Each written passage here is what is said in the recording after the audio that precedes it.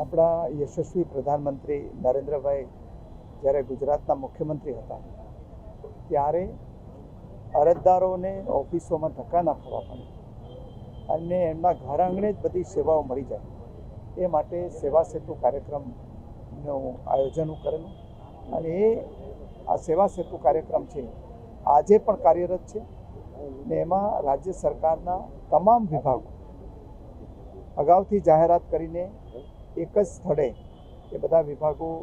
હાજર રહે, અરજદારો આવે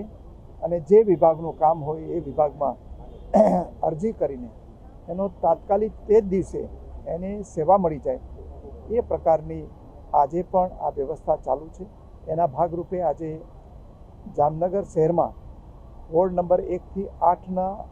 જે સેવા સેતુનો કાર્યક્રમ છે એ ટાઉન હોલ ખાતે આજે આયોજન કરવામાં આવ્યું છે ને એમાં રાજ્ય સરકારના જુદા જુદા વિભાગો અને મહાનગરપાલિકાના વિભાગો સહિત અહીંયા બધા મળીને 55 જેટલી સેવાઓ અહીંયા જે નાગરિકો આવશે એમને એ જ દિવસે પૂરી પાડવામાં આવશે। એટલે કોઈ પણ વચેટીઓ ના રહે,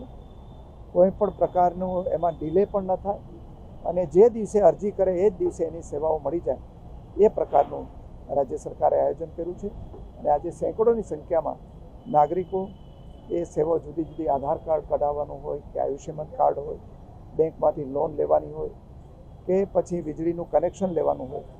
કે શિષ્યવૃત્તિના ફોર્મ ભરવાના હોય એ સહિતની જેટલી પણ સેવાઓની જરૂર હોય એ તમામના અલગ અલગ કાઉન્ટર છે અને નાગરિકો એમાંથી